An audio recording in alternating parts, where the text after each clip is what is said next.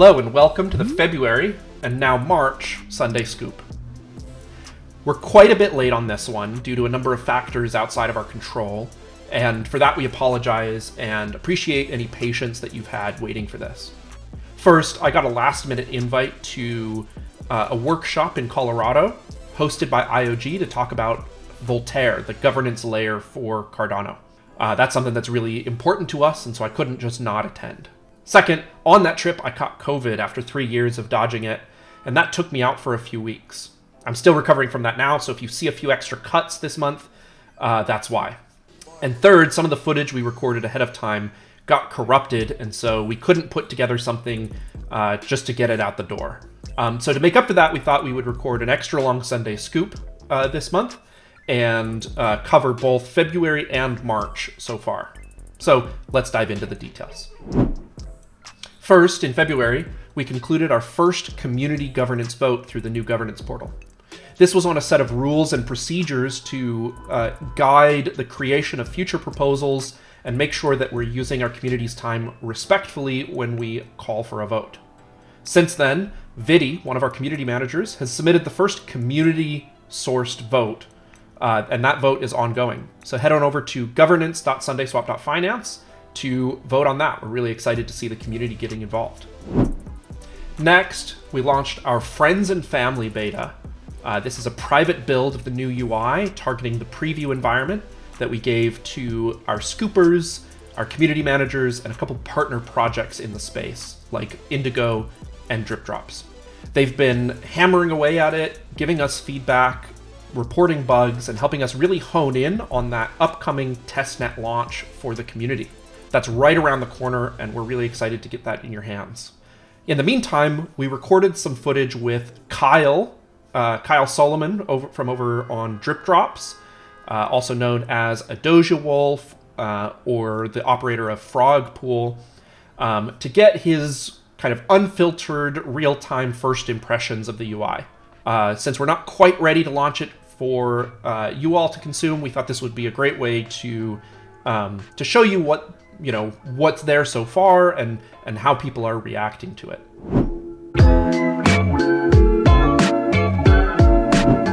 So here I am on the preview environment for the V1 UI. And if I go to the Orders tab, you'll see that there's this new button to export a tax report. Right now, this generates a CSV of all completed swap, deposit, or withdraw transactions in the 2022 tax year, plus or minus a day in case your local time zone pulls in an extra few reports. We only let you generate the 2022 fiscal year right now as a DDoS protection, but in the future we'll let you generate different tax years or a report for all of time. So I'm going to go ahead and click that button, and this should generate and download this tax report. And then I can go over to Crypto Tax Calculator. This step is completely optional, but I've gone ahead and created an account, and they are working on Cardano support, so you could import your wallet. But in this case, I'm going to import this CSV that I generated, which will have Sundae Swap specific awareness of the transactions that I made. So I can go ahead and import this. I'm going to go ahead and click Import Manual CSV. This goes ahead and processes these transactions. Then I can go ahead and continue and review these transactions. And you can see that it imported different fees for the scooper fee and trades. And if I had done some deposits and withdrawals, those would show up here too. So we hope that that's helpful this tax season, and we're really excited about future reporting capabilities that we plan to build. Let's head over to Kyle to get his reaction to the new V2 UI for you.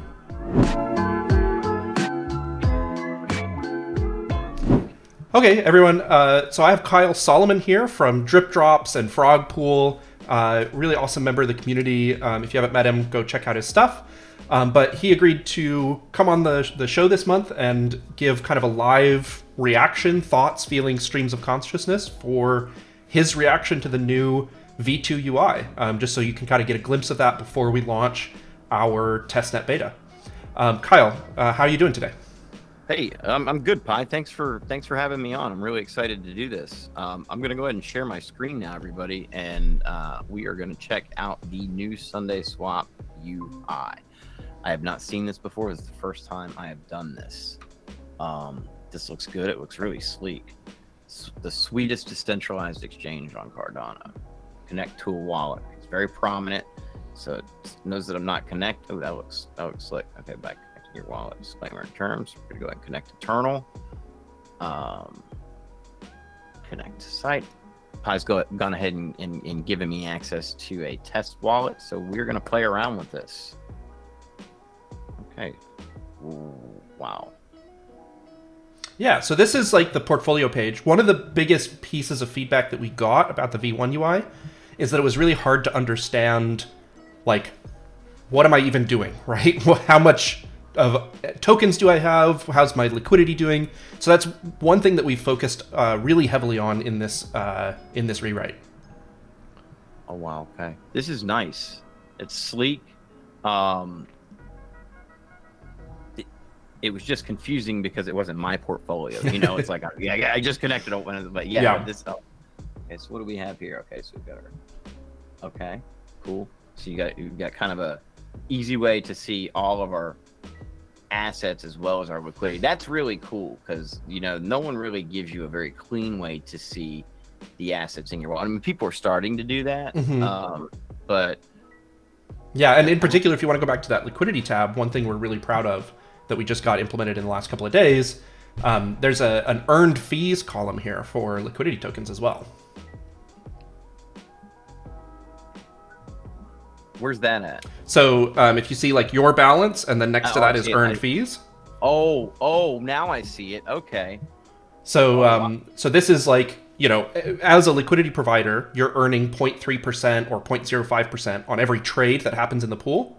And so this is, it took us a while to figure out how to do it, but we're calculating that very accurately down to like the level of every single UTXO in your wallet. And so that's, something we're really proud of. That's impressive and exciting. I've never seen that, but I've always wondered, what I'm saying? Like, because there's so much volatility in the market. Me personally, I started spot checking, and just watch them. That's an amazing tool to really help assess profitability, I think. Yeah, and just to kind of, I've talked about this in previous Sunday scoops, but the main thing that makes that difficult is, at first blush, it's really easy to calculate. You take the amount that you deposited and you compare it to the amount that you have, and then you compare that to the amount that you would have had if it wasn't collecting a fee. But as you start to like move LP tokens from wallet to wallet or merge them with tokens that were minted at a different time and that have earned a different amount of fees, it can be really complicated to keep track of all that information. So, okay. So we can do a buy. Wow, you got buy, you've got sell, you've got swap. Yeah, okay. And so to comment on this a little bit, one piece of feedback that we got from talking with a lot of people is, everybody in crypto already is very familiar with the notion of a swap, but anybody who's new to crypto got very confused by like, they are far more used to thinking about, I'm just buying or selling assets, right? And so we left the swap there for the crypto degens that are familiar with it, but we also brought these buy and sell flows that are just like specialized forms of a swap. Right, I see. So yeah, I see. Because you're looking at your swap and you're very familiar with that coming into crypto. But if this right here would be kind of intimidating, if potentially, but if for a new user. So if I were gonna buy some TIS USD, so it says no data available for this chart. Is just because that there's not a lot of pricing history. Yeah, just because it's the preview environment, there's not a lot of people trading. If you switch that to like 1 week or 1 month, we might have data for that. I see. Yes. Okay. Perfect. All right. Okay. So I'm going to. Sorry, guys. It's the first time I've used this UX. I'm poking around here. All right. We're gonna buy. Let's go ahead and do a market order. We're gonna buy. Where do we enter the amount? Up at the top. The 0 TIUSD. Oh, I see.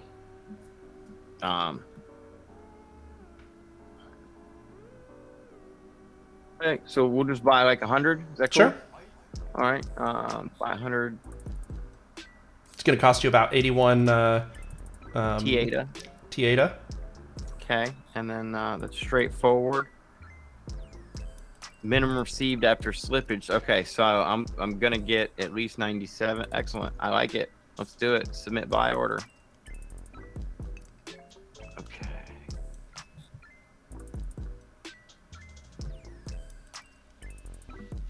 All right. Can you guys see my wallet now? Yep.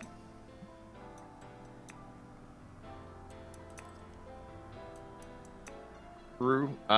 Transaction was submitted. Seems pretty straightforward. That was really clean. So that I'm not sure which one I would use. You know, well, I mean, what feels more efficient, but I get that. That's pretty awesome from a UX perspective. It's going to be simple. Okay, so that was cool. And then let's take a look at our favorite part, liquidity pools. Let's see what's going on with Indy on the test network. Okay. It's pretty straightforward. And the trade takes us to... Okay, cool. It takes you to your default swap interface. So, because you're coming from it, because I see. Because if you're looking at pools, you're assuming that your user's more familiar or crypto sophisticated, I guess, or Yeah, and that's something we might reevaluate as we kind of get people to play around with it and see, does that make sense for them? But right. Oh wow. Okay, so you go to create a pool and it automatically looks at what's in your wallet. That's really okay. Cool. And so if we're going to provide liquidity, okay, you're doing the same thing. You're checking out, okay, which pairs you can support, and then withdraw. I presume that's just going to be, okay, so, all right, so, okay, cool. Oh, that's neat. Okay, that's neat. We don't need to take that out. Oh, wow, Zap. So is this the equivalent of kind of like what MinSwap's doing? Yeah. So there's kind of actually a story behind this. We talked about Zap at the 2021 Cardano Summit. We didn't have that name for it. We called it single-sided deposit. So props to MinSwap for coming up with that really nice, catchy name. I think maybe they also got it from somewhere in the ecosystem elsewhere. But the protocol has supported Zap all this time. The problem is right now it exceeds the execution units of the Cardano transaction limit. So we've never actually been able to utilize Zaps. And so we figured out a way to work around that for the V2 launch. And then we can kind of make that more efficient once either we upgrade our smart contracts or once Cardano gets back to bumping protocol parameters. Okay. So you just need a little bit more kind of a technical room. Yeah. But we did figure out a way to work around it. It'll just be, it'll cost basically a higher scoop fee because it's going to do it as two transactions chained together. But yeah, that makes sense. And we'll give a demo of that once it's working. Oh, okay, cool. So yeah, order. Sorry, I'm just yeah, no worries. Checking out the orders, waiting for this order to complete, and testnets are slow, guys. So if you know this. Yeah, I think we might have the scooper turned off right now because somebody was working on cancellation, and so they wanted to test being able to cancel. So you might not see that go through, but that makes sense. Okay, yeah, cool. And then, oh, here we go.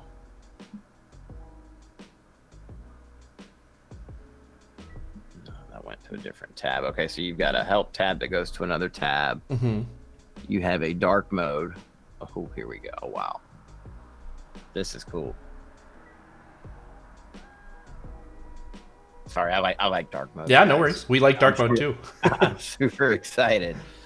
Okay, this is neat. I'm just gonna go and do the buy interface again. Yeah, I like this. Cool. Very cool. Go back to light. I like light too, though. I really do. They both look good. Is there anything else that I'm missing? Yeah, if you click on where your address is listed, you can see kind of the start of our personalization. So you can do things like turn on privacy mode. What is that? Turn it on, you'll see. So it hides. We're missing it here on this page actually, but if you go back to like the portfolio page. Okay. I see. So it kind of by default, we need to do a pass to identify places that we're missing that, but it kind of stars out your balances in case you want to be like doing some live streaming or things like that. I see. Yeah, you guys see that? Okay. Switching between. And then, we haven't fully implemented this yet, but like down at the bottom, we're kind of building out the notion of a profile where you'll be able to pick an ADA handle and maybe a profile picture from one of the NFTs in your wallet. So this kind of personalization is something that we're thinking about as well. Sure. Okay, cool. Wow. This is okay. That's pretty neat. And then this question mark, guys, just takes you to a separate kind of support area. Yeah, and we'll be revamping a lot of that pretty soon. Okay, cool. And then you've got some information on. Yeah, and then the last thing that kind of I'll point out is the transaction history over on the side. You can see kind of your recent orders. You can see the ones that are pending. There's that little kind of loading bar next to the one that hasn't executed yet. And if you click on any of them, it will take you to the orders page with that highlighted. So you can see like more details on it. I see.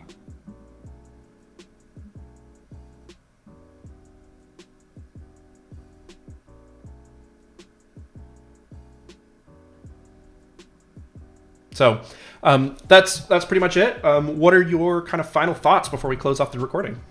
I think it's pretty awesome. It looks really sleek. I really, really, really, really like. Where did it show? Was it under the liquidity tab? It's the liquidity is the earn fees. That's game changing. Yeah, and we've got a lot of really cool ideas to utilize that information now. We can display it historically over time. We can also calculate impermanent loss, so we can show both earned fees and impermanent loss, and we can do things like, and this isn't quite implemented yet, but when you go to withdraw LP tokens, show you the fees that you're withdrawing alongside the LP tokens that you're withdrawing. So that'll be really cool. That's pretty good. That's pretty cool. Yeah, it's definitely more transparent presentation of data, and the transaction history is one of the first things I noticed when we came in, or when I logged in and saw the portfolio interface. I think it's good. I think that's what users want to see. I'd like to know what's in my wallet at the point of me interacting with anything that I'm going. You know what I'm saying? It's good. I think it's the right approach. It makes it feel more kind of like a launch pad from where I'd want to do my buying and selling. Yeah. So it's kind of usually I look at DEXs as like a tool, like that swap part is just the only part you need, and then obviously you need the pool to kind of check the price. But I think understanding what you just said is so huge. Not just how we can review kind of like the earnings on the LP transaction, or the liquidity pool transactions. It's being able to identify impermanent loss. I think that's so huge, because that's I spend time doing that myself. And at least trying to get some idea. Am I getting killed or am I not? I'm not trying to quantify how much, but I think that's game changer. I'm excited. When? Very soon. Sundae Swap has become very allergic to giving dates because it's just an opportunity to disappoint people. But obviously, we've been handing out this to the friends and family. We gave it access to all the scoopers, our community managers, and then a bunch of projects in the space. to really help us harden and kind of provide feedback, and we've been iterating really quickly. And we're hoping to launch very soon. So thanks for your time, Kyle, and hope you have a great rest of your weekend. My pleasure. Thank you, Pi. Hopefully that hands-on sneak peek with Kyle of the V2 UI was interesting. Keep an eye out in the next couple of days for an announcement on the timeline for first a testnet launch and then a mainnet launch. That's it for this month, and we'll see you in the April Sunday Scoop. Have a great day.